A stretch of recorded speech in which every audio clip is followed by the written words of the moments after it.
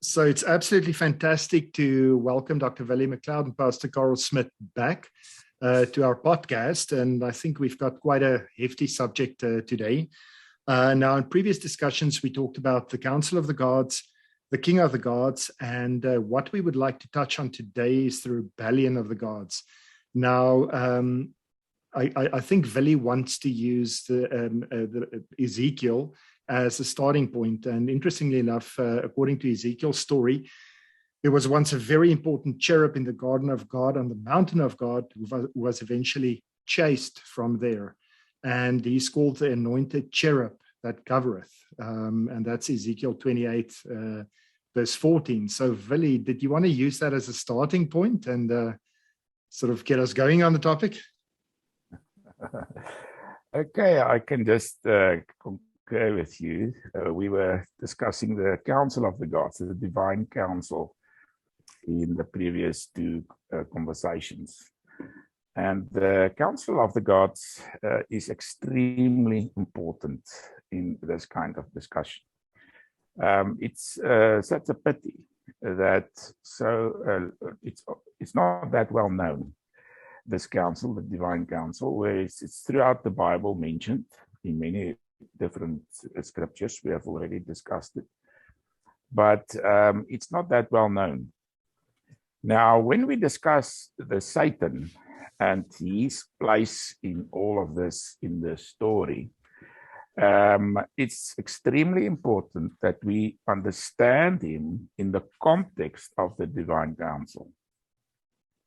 So we should not try and understand the Satan outside the council. It's within the council that we should understand his role. His role is within the council. And when he's depicted, for example, in Job chapters 1 and 2, we read that all the sons of God, that's the angels, gathered on the divine mountain of the gods, in council. This is a very good example where they came together in council and had discussion. And that Satan, we read, was among them. So he also had access to this council. Vali, I just wanted to interrupt there and just get your opinion on this. In my mind, the Council of the Gods are one of those themes that stand central to the understanding of the Bible and these relationships, especially if you look at what God says about the council later on, and if you move towards a Revelation. Can I quite comfortably say that? Yeah, I agree with you. I think what is important is in the Bible, we have various layers. Some of them are extremely old. It's a very old layer coming from the earliest period of tradition. It goes back very far in history. And one of these is exactly the Council of the Gods. Yes. Now, we do find in some translations... Sorry, brother, just to clarify one thing. You said the Satan when you were talking about Job. Yeah. Maybe the reason is because Satan means accuser, the accuser. Yeah, that's actually the point I wanted to make, is that he's not only the accuser, he's the adversary. So the name... What does Satan mean? Yeah, it means accuser, but it also means adversary. So it could be translated as accuser, and this is the role he performs. He accuses in the council, but at the same time he's an adversary in the council. So this is very important, because as adversary, we find that he opposes God's position.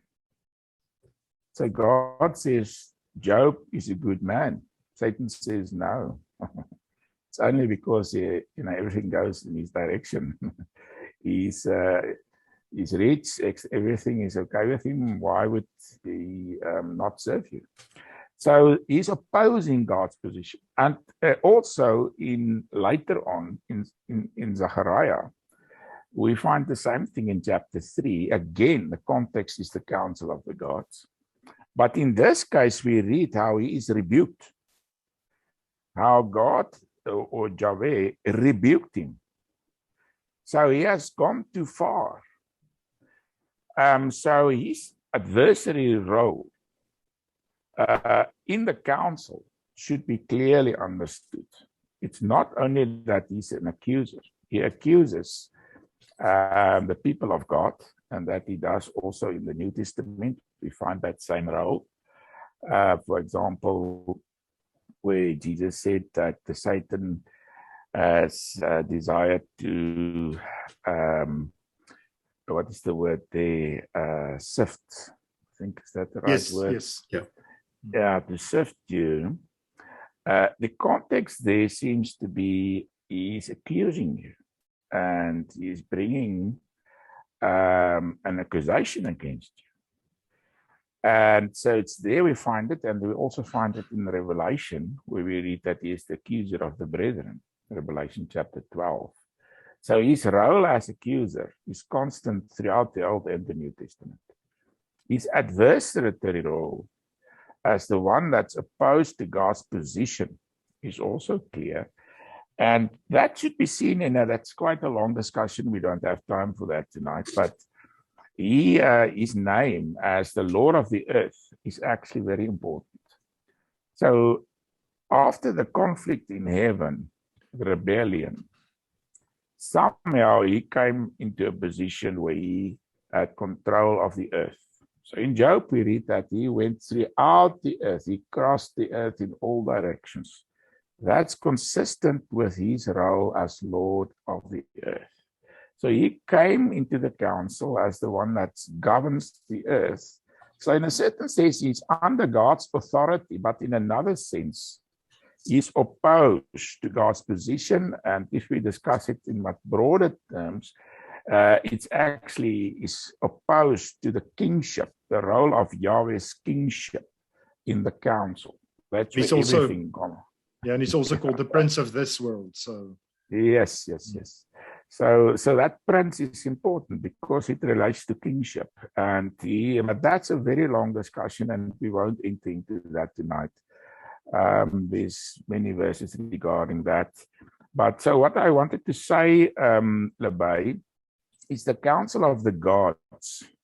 It's usually translated as the council of God, because gods for many translators seems to be not that really, they're not that comfortable with that term, the terminology.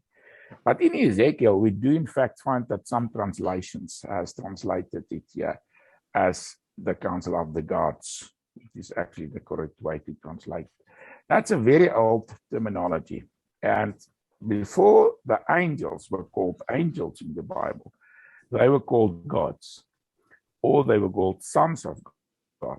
And we find many places where they're called sons of God, sons of the mighty. And also, for example, in Psalm 82, they called gods. So that's the older terminology, and that's the very, very old tradition, the way of speaking. Let's put it this way. That is present in the Bible. But with time in Israelite tradition, the terminology has changed, and the name has changed to angels. So later on, the other gods is the fallen gods or the false gods, and the angels serve God. But originally, the angels, the good and the false angels, fallen angels, were all just called gods in the oldest tradition. yes. So that's just the background. So it's in this context that Satan opposed the role of Yahweh as king in the council. So he wanted to sit in the council as king. And this is what we're going to discuss today. So I think you've mentioned the book of Ezekiel. Yes. And I think we can go to Ezekiel. The first passage, I think, of interest in Ezekiel is probably Ezekiel 31. I would like to start there, not before going to Ezekiel 28, where we find the passage on the fallen cherub. But in this passage, we have the same kind of terminology being used in chapter 28 and in chapter 31. And in this case, we read about this particular cedar, and how proud this cedar were It's a massive cedar. I can, for example, read verse 5. That's Ezekiel chapter 31, verse 5. Therefore its height was exalted above all the trees of the field. Its boughs were multiplied, and its branches became long because of the abundance of water, as it sent them out. All the birds of the heavens made their nests in its boughs. Under its branches, all the beasts of the field brought forth their young. And in its shadow, all great nations made their home. And then we read how it would happen that it also says slightly further that this tree was actually in the garden of God, and how beautiful it was, so that all the trees of Eden envied it that were in the garden of God. And then we read how the Lord said, because you have increased in height, and it set its top among the thick boughs, and so forth. It says that the Lord will bring a great nations against them. Most terrible of nations have cut it down and left it. So we read how this massive tree, in which all the birds, all the birds were in its branches, all the different animals under its shadow, all the great nations made their home under this tree.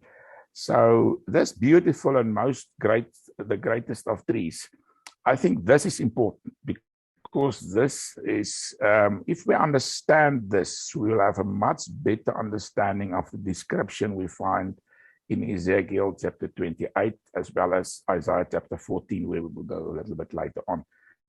Because this is actually a description of the ancient worldview. So for the current reader, which do not understand the worldview of the ancient Hebrews, this passage would seem just like a symbol for the king of Asa, his greatness, and the many nations that were part of his kingdom. But there can be no doubt that what is used here as a symbol is actually something else. It does reflect on the greatness of the king of Asa, but in actual fact, it refers to the axis mundi, the world axis. Now, can we take a little step back then, and for those guys that don't know what the cosmic tree refers to, the symbolism around it, just sort of lay a bit of groundwork. Yeah, so we have had a discussion previously about the ancient worldview. I think there was one where we had a whole discussion just about the ancient worldview. I can't remember which one it was. So I'll just give a short introduction here.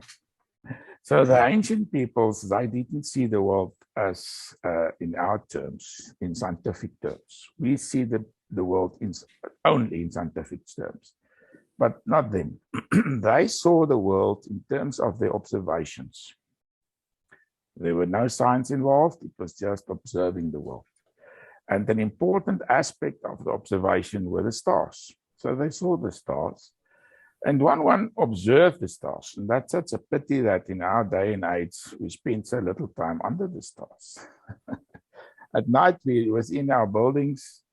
I remember as a child growing up, in the old Namibia, that stage it was still called Southwest Africa. It happened many times during my life that as a child that we slept in the field, outside, in the desert, under the skies, and we observed the stars moving.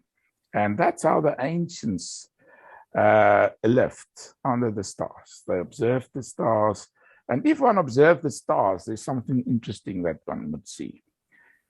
During the night, one will see that the constellations would move slowly from, if you're in the southern part of the world like we are, it will move from but anyhow, south or north, but from your right-hand side in the south, but from the east, it would move over your head across to the west. So it seems like a large circular movement around you. If you proceed northwards or look northwards, if you are in the north, you'll see that this circle gets smaller and smaller, and there's a certain point that actually does not turn in any direction. It's just a static point. The same is true in the south. In the southern heavens, in our part of the world, there's the southern pole of the heavens, and in the north is the northern pole of the heavens. It's a static point. It doesn't rotate with the other stars. All the other stars seems to rotate around this point. In fact, it seems like a massive egg. It's called the cosmic egg that rotates around this axis, this invisible axis. Now, this is actually just a projection of the Earth's axis into the starry heavens, which creates this image of the heavens rotating. So, but this was the world that the ancients observed. And they visualized this axis, this cosmic axis, as a massive tree. And you use the term the world tree. This enormous tree that Ezekiel is talking about here is so large that the whole of the earth is actually under its branches. And everything on the earth, all the birds, all the animals, all the nations, sits in the shadow of this massive, massive, massive cosmic tree. So this is actually the basis for this description. That's where it originates. This was a well-known image in the ancient world. Everybody knew about it. But what is also interesting, and this is important for today's discussion, is Ezekiel says that this tree was cut down. Yes. So the question is, what's meant here? This tree was cut down. Now, the axis, what is quite interesting about this cosmic axis is it's not static. It actually moves slowly. So it's like a top. So what you'll find if it spins like this, on the top part makes slowly makes a circle like this. And the same, the bottom part makes a circle. This is exactly what happens in the starry cosmos, the celestial skies. So this axis is actually moving like this. It makes a circle in the northern and southern parts of the sky. Now this circle, slowly but steadily, the axis moves, and at a certain stage in history, it was pointed at a particular star, and that was called the polar star. So on the circular route in the north, there are only two stars that's on the circular route. The one is the star Tuban, and this star, the cosmic axis was directed at or pointed at this star in about 2800, 2900 BC. I just wanted to ask you that. Yeah, today, actually, strange that so few people know about it. But it's amazingly interesting that today we live in a period where the axis, the cosmic axis, is actually pointed at another polar star, Polaris. It's also a polar star. It's only these two polar stars. So on this very long journey, it takes about 26,000 years to complete this journey. Now, 2900 BC, when this axis was pointed at this star, it seemed that the whole world, cosmos, turned around this star. And this was envisioned as a pillar or as a tree. But when the axis moved away, they also had the image. And this image was of the tree being felled and falling down. It's toppling over. So this was the image, yeah. So the polar star, Tuban, the polar star, was envisioned as a massive tree. But when the axis moved away from the polar star, the ancients created this image of this tree being felled and falling down to earth. So what God is saying here is, this mighty king, He's like this cosmic axis. He's like this cosmic tree, in fact. Great and mighty. And the whole earth is under his shadow, just like proud of we his find height. regarding the cosmic. Yes, proud of his height.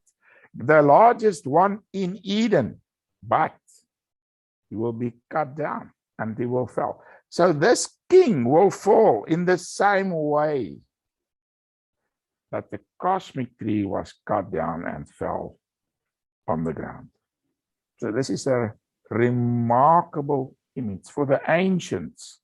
This was a dramatic image, and they used this image to describe the fall of this king. The prophet used it here to describe. But this is the important point. In chapter 28, he used the same image, but a slightly different one to describe the fall of Satan, how Satan will fall. And here he is described as a cherub.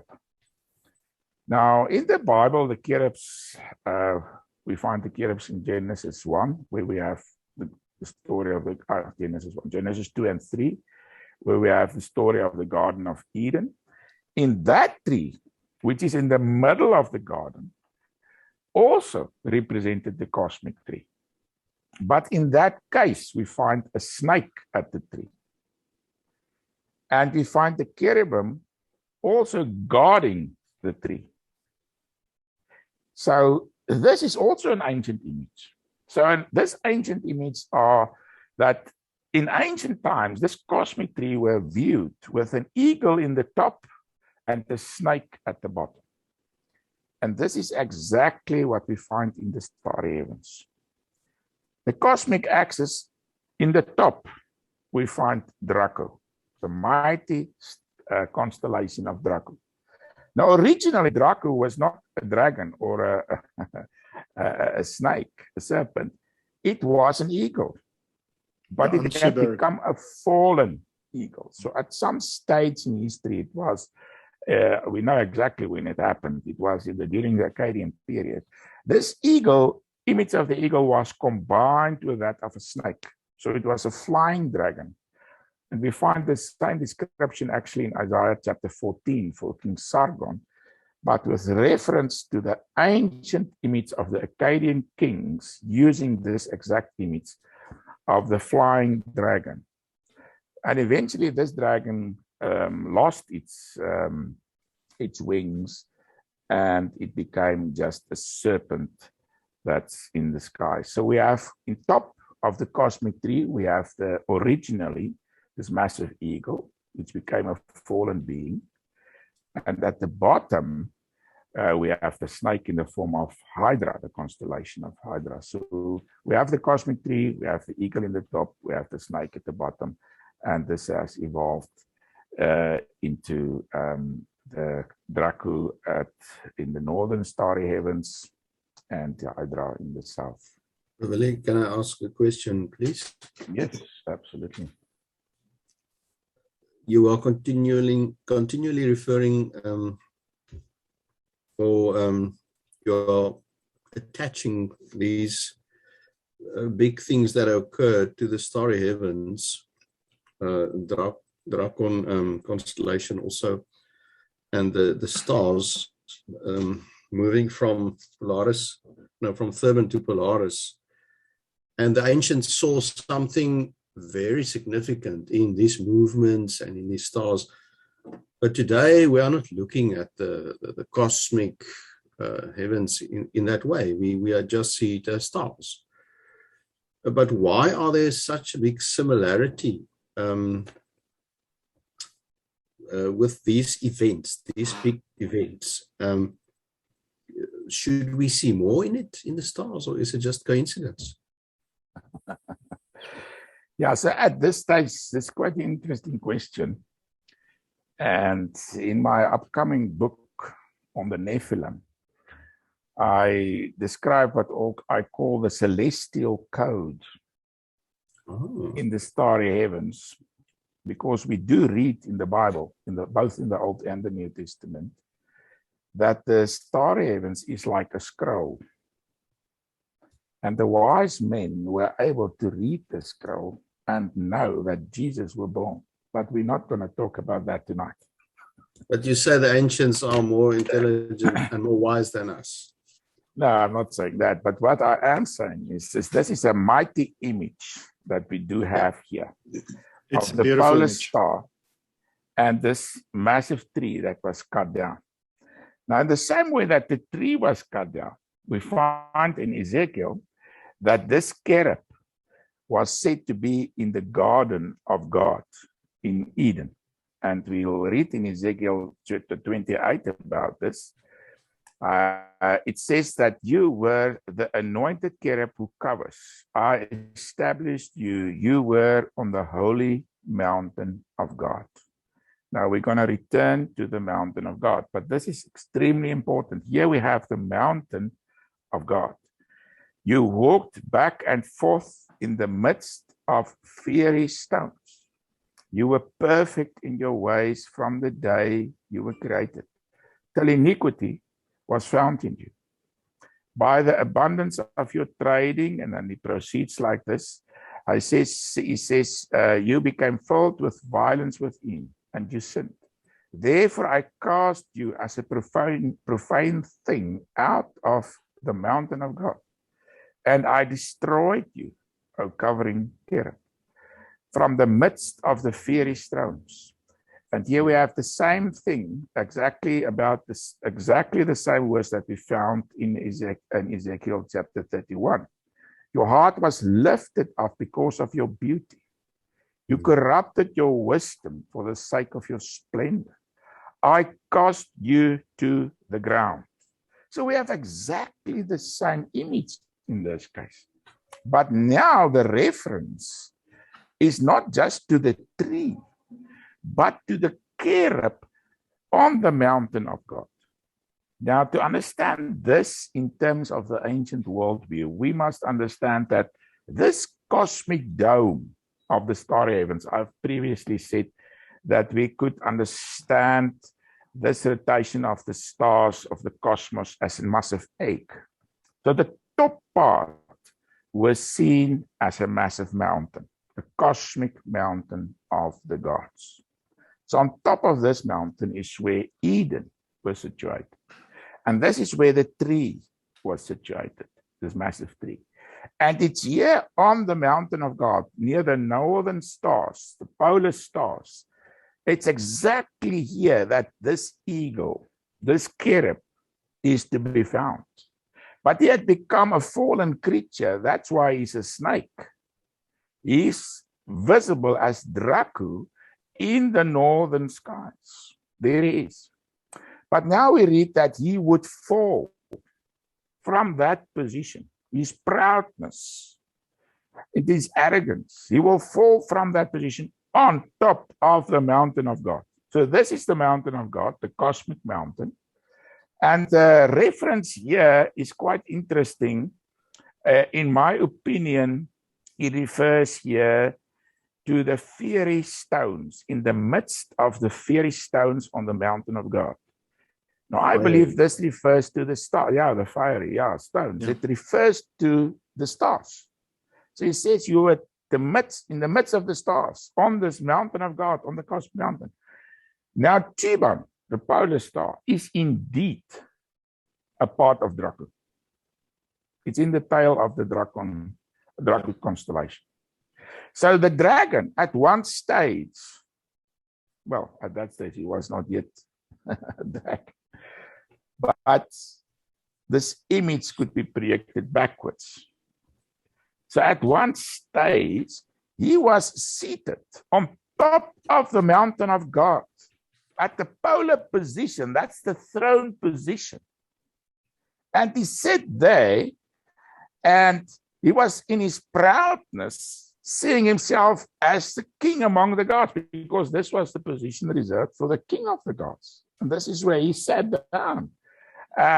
Tiban in Draco represents this position. So now this is what we find here.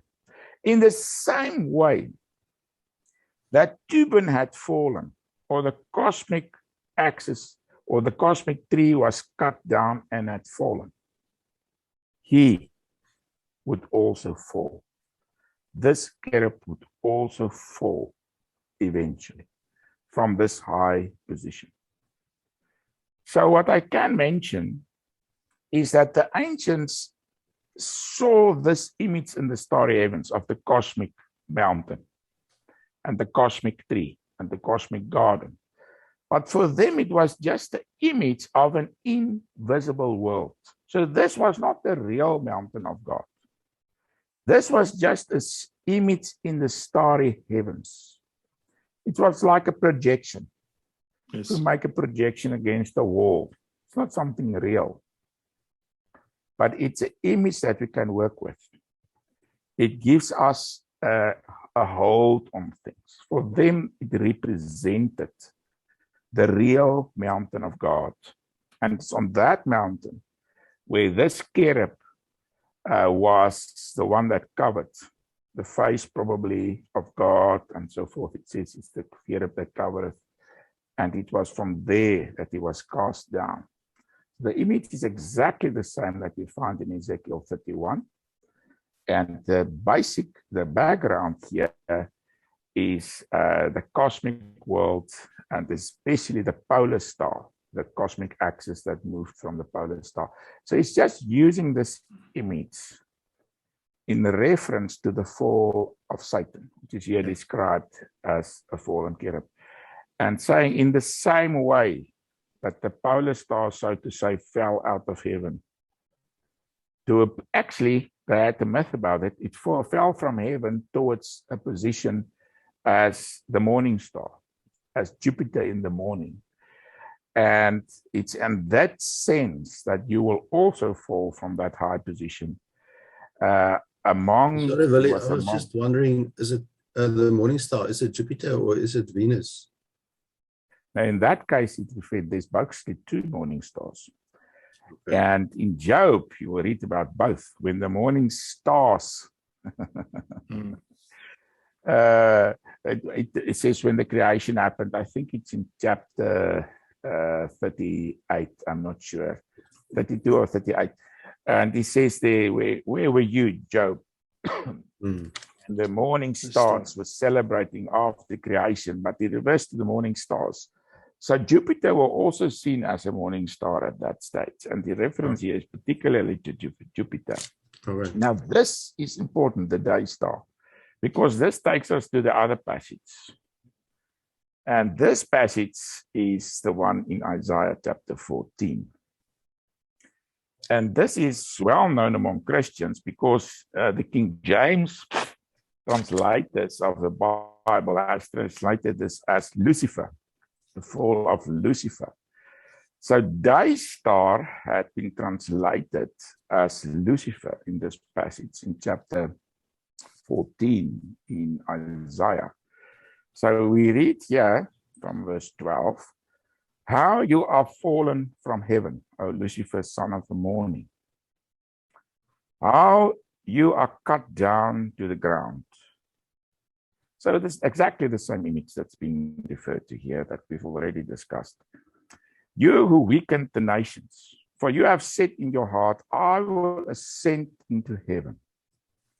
I will exalt my throne above the stars of God. Isn't it beautiful? Yeah. So here we have a reference to the stars of God, the stars. And listen to the next verse.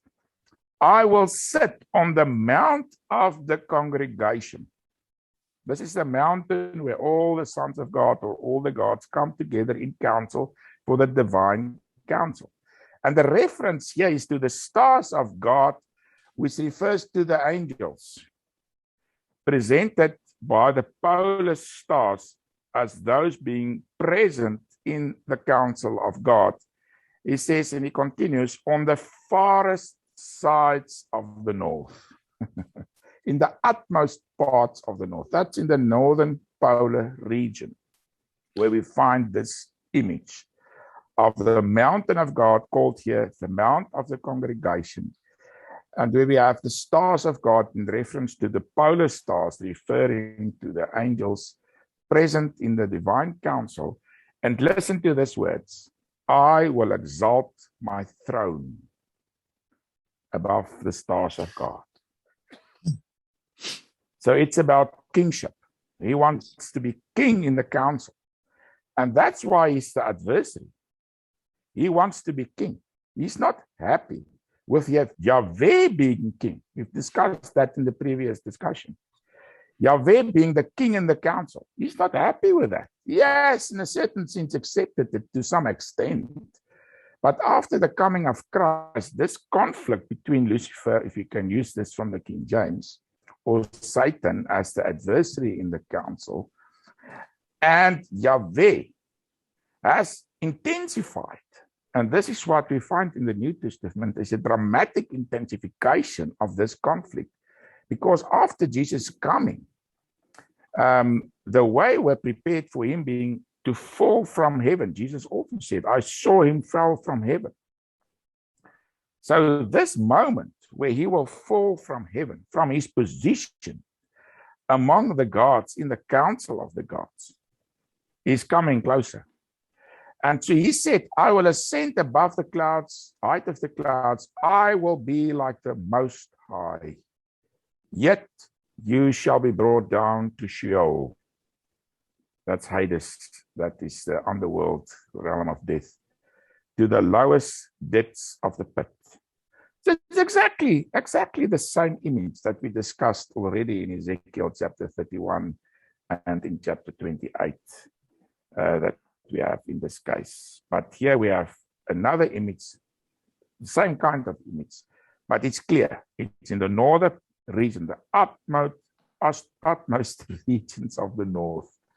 That's the northern polar region. That's where the mountain of God is, in terms of the starry heavens. Yeah. And in exactly the same way that Tuban, the polar star, fell, he will fall eventually. And that's another story, how that would happen. That's eschatology. That's the rest of the part of the story. Yeah, and you sort of refer in your article to Psalm 82, verse 6 to 7, that says, I said you are gods, you are all sons of the Most High, but you will die like mere mortals. You will fall like every other ruler. Exactly. Yeah, that's a beautiful passage referring to the shining one that has fallen. It refers to that one. Yeah. And in that case, okay, but that's a long story, which we can also include the trembling of heaven and so forth. That's just another image referring to precession, the precession of the poles and the equinoxes, because this is the whole process of the shifting axis of the starry heavens, which was through which it happened that the polar star fell. So at the same time, the four foundations of the cosmos, so to speak, the pillars trembled, as Job says. Yes. And in that particular psalm, we also read how the foundations trembled. And that was because of this precession of the equinoxes and the poles. So, Vili, sorry, Carl, go ahead. Sorry. Thanks, Abay. As we've read here in Isaiah chapter 14, how Lucifer fell from that high position. In verse 15, you are brought down to Sheol, to the far reaches of the pit. And you say these stars, the movement of these two polar stars, it's like an image of what happened here. But the fall of Lucifer is being thrown out of heaven. Is that conflict? It's obviously still going on. Is Satan, does he still have access to heaven? It seems so. He's the accuser of the brethren. But is he in Sheol? Is he in Hades? Where is he now? And will this conflict only in the end time reach its final victory? So it seems Satan have got access both to heaven and hell now. Where exactly. is he? That's the way I see it. So if you go to Revelation chapter 12, now there are clearly many ways to understand Revelation, and I don't want to go too deep into this. But I do believe that Revelation should be read also in a prophetic sense. And when we read about this dragon in heaven, for example, chapter 12, verse 3, and another sign appeared in heaven, behold, a great, fiery, red dragon. Fiery. A red dragon having 7 heads and so forth. And then we read, his tail drew a third of the stars of heaven and threw them on the earth. Now, here the stars of heaven is again referring to the angels. We've already seen this image of angels or gods being presented by the stars. And so here we have the same image. And then a little bit later on, we read about a great war that broke out in heaven, verse 7. And the war broke out in heaven. Michael and his angels fought with the dragon, and the dragon and his angels fought. But they did not prevail, nor was a place found for them in heaven any longer. So the great dragon was cast out, that serpent of old, called the devil and Satan, who deceives the whole world. He was cast to the earth, and his angels were cast out with him. And then we read here, there was a voice, a loud voice in heaven. And then we read, for the accuser of our brethren, we accused them before our God day and night has been cast down. So, in my view, he is the accuser of the brethren to this very day. He accuses us. And we should see and understand this, in my view, in a prophetic sense, in the same way that the prophets of old has spoken about this. In the same way that Tubal fell, that the massive cosmic tree was cut down, this cherub, this fallen cherub, this one that wanted to sit on the throne of God, represented by the polar position in the northern skies, he will also fall. And here we read how that happens after this big conflict, massive conflict in heaven between Michael and Satan. But interestingly, he's also here again described in terms of this massive dragon, of which the polar, the Draco circling around the polar region is actually a beautiful image in heaven. Yeah, Willie, and something I just wanted to add is that to basically understand, as we said, Satan, you have to look at the context in terms of the Council of the Gods. But there's a little segue at the end, and that is that we will take our place on the Council of the Gods at the end of the day. Did you want to sort of touch on that, or? Yeah, I'm not sure about we taking our place in the Council of the Gods. Okay, it's an interesting observation, but yeah. I'm not. I don't find that. Okay, maybe we can have. Maybe we can have a discussion around that. Yes. Yeah. But so what is extremely important is that all of this should be understood in terms of the Council of the Gods. It's in this council that Satan is the adversary.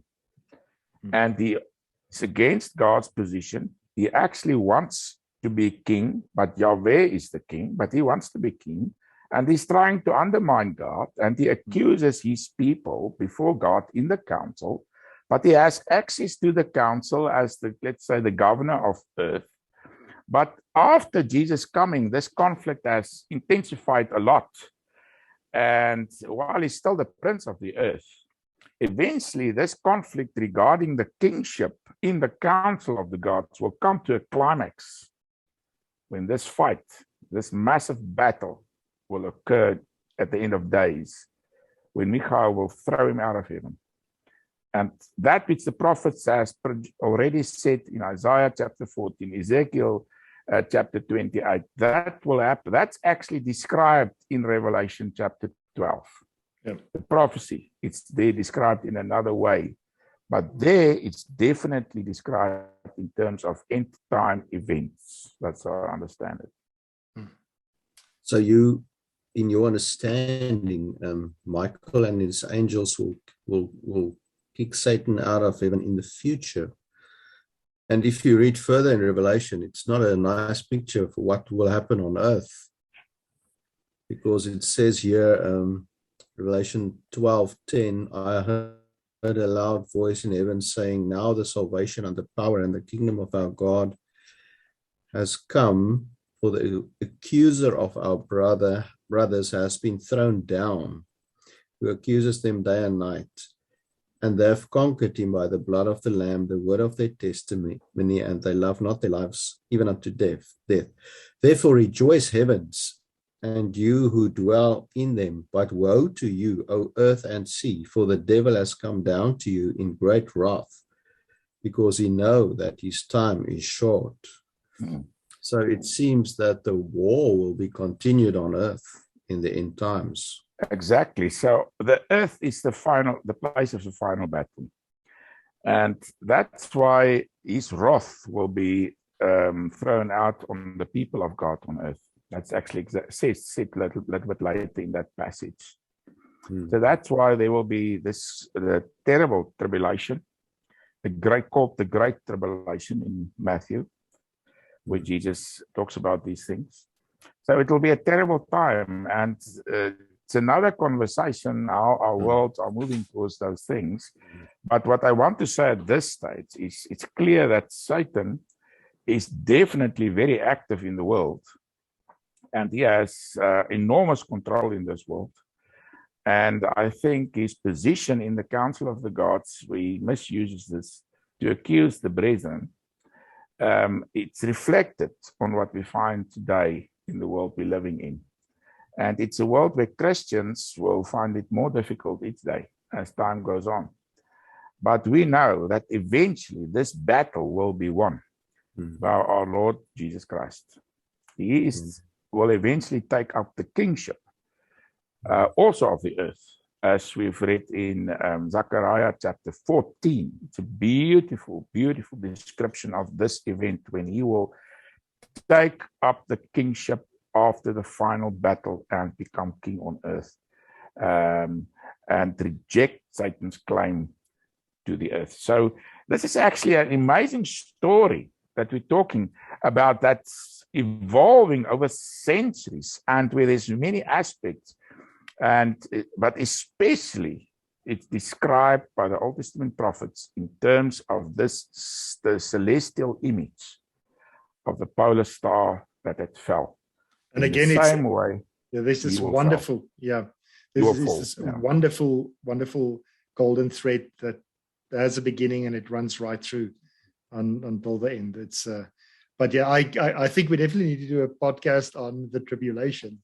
There's a lot of differing opinions, but it's something that's suddenly very, very topical. I mean, you open up YouTube and it's all over. So yeah.